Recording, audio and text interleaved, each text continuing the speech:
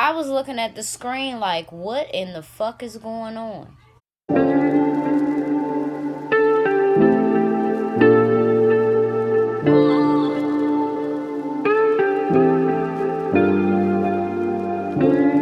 What's up, everybody? It's your girl B Octavia, and I am back with another video. Welcome to my channel. Thank you for tuning in. Thank you for being here. In today's video, I want to talk about Breonna Taylor. And in advance, I want to say my apologies for not covering this story, for not covering her story sooner. I felt like during that time, it was Ahmaud Arbery and it was George Floyd, and it was already a lot to process and a lot of frustration and anguish and certain, things that I didn't want to doubt, like justice happening as far as those two cases go. And I felt like I got flooded, with emotion, like I said, and I just wanted to take my time. And I definitely feel like right now is the best time to talk about it, because the justice system has finally come to an agreement, and that agreement is not right. Today, while I was watching the stories, I do watch Bold and the Beautiful, okay? It's refreshing to see white people have some drama and some issues about this and about that. You know what I'm saying? So, I watch Bold and the Beautiful sometimes. And during Bold and the Beautiful, it was a special report that came out. And this special report was announcing that one officer out of the 3 is being charged with some bullshit, okay? I will have the charge up here. I don't even want to say it, because if it's not murder, if it's not second-degree murder, then I don't want to hear about it. If it's not a murder charge, I don't want to hear nothing about it. This charge basically means that if you are found guilty of this, it means that you blindly went shooting. It doesn't mean when you blindly went shooting that you killed somebody, and there's a murder charge too. I was looking at the screen like, what in the fuck is going on? But I did have an inkling that this was going to happen. Let me tell you what that inkling was. First of all, it was a couple of clues, okay? And within these clues, the first one was the family getting the civil suit. They won the civil suit against the state of Kentucky. All right, cool. They won as they should have won, but I already knew that that was going to be a tactic. And that was going to be basically, oh, here's the money. Now you shouldn't care about what happens after that. The second clue was they put the state of Kentucky under a state of emergency the night before, or a couple nights before. I could be wrong, but I think it was the night before the charges were going to be announced. They already knew what this was going to do. And basically, to all of the protesting that has been going on for so many days, and the parents' pleas for justice, everybody's pleas for justice, means nothing. That means that the family being paid for this is supposed to be looked at as some form of justice. They can't spend that money with their child. They can't spend that money with Miss Taylor. So, does it really matter? No.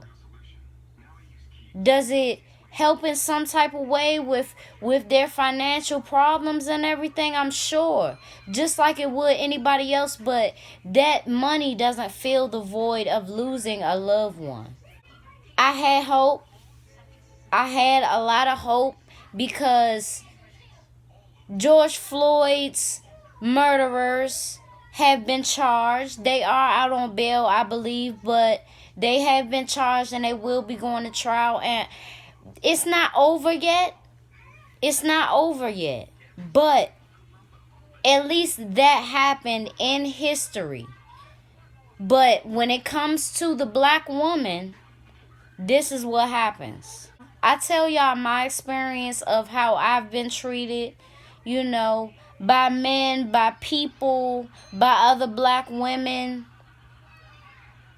And I tell y'all my experiences especially because I want y'all to know that it's not easy. It seems like every day, you come in contact with someone who feels intimidated by you and wants to intimidate you, if you understand what I'm saying. As a black woman, you get judged and mocked every day. It's not easy. And just as justice goes, you can do all of the protesting that you want to do. And when a black woman is concerned, they don't get nothing for that. They don't get nothing for that. No justice. And then y'all know it's not going to be no peace. So it just baffled me that it went this way. I really wish that it didn't. I wish that she could rest in peace knowing that these people that bust into her house, to her apartment, early in the morning, on a no-knock warrant, at least give me a heads up and knock on the door. Give me something to be able to live. How can you not expect a person that is on the inside of that house to not think that somebody is coming to rob them or kidnap them or whatever, if you busting down a door? So I would never blame Miss Taylor's boyfriend or her friend. I'm not sure, I think that's her ex-boyfriend. I would never blame him for firing that shot, because anybody in the urban community especially, but anybody who has that on the inside and they believe that somebody is trying to break into their house, they would shoot. You can't blame him. I can tell you this, and I can guarantee that this has happened more than once. And what I mean by this is these no-knock warrants, and then somebody on the inside shoots. I can guarantee that's happened more than 10 times in the U.S. So, do y'all have proper training for how to handle that? Or I'm saying that y'all just shoot. She should not be dead. So we don't have to do all of this shit. But in order for us to, we can't even rewind back time. But in order for us to move forward and at least be safe in our own homes, can we at least start at getting this no-knock shit erased? To abolish the police, is it abolish or defunding? Now, I think of those two things as two separate things. Abolish meaning get rid of all the police, ain't no police, none of that, right? That is kind of a problem, because then it will be like a purge, and I don't want that. I don't want to see that, Defunding, I do understand. Defunding, I do want to happen, because obviously they're not putting the funds where it needs to be. They're not putting the funds in proper training. Meaning, you got to work on not having a racial bias. You got to work on not being scared of color. You know, you got to work on how to handle situations properly as the police, as the feds, as the SWAT people. It makes no sense. And like, my face hurt after I heard the announcement. My face hurt. And you want to know why my face hurt? My face hurt because it felt like somebody smacked me. Like, open hand smacked me in the face. That's what it felt like. So I can only imagine what it felt like to her parents, what it felt like to her family, to her friends, to her loved ones, to the whole world who has really been trying to get justice for her for so many weeks, for so many months. My face hurt. It honestly hurt. I couldn't feel right being a messenger and relaying that message to the whole world. I couldn't. I just couldn't. The black woman deserves so much more. And LeBron James is right about that. The black woman deserves so much more. But I don't think that his platform can do it. You know, he's locked into the NBA and they don't want him to talk that much. They don't want him to really get deep down into it. They just want to say, I want justice for Breonna Taylor, whatever. And maybe that will help as well. I really don't even know. I guess what we can do is just sit and wait, like we have been waiting and praying that all of these officers get charged with murder. And then look at they files. Look at all of the cases that they had and how they handled the situations, and I guarantee you it's going to be fucked up. They're going to have some indiscrepancies. They're going to have some lies up in there. And the feds really got to get to it. They got to get down to it because this is unacceptable. This is the night of the announcement. Hours after the announcement was said, there was an officer shot in Louisville, Kentucky. And I definitely don't want that to happen because one thing that we can't forget is that all cops is not like that. You know, all cops not racist. All cops not bad cops. You know, it's some real good cops out here. And this is coming from a person who unfortunately has been in contact with police a lot.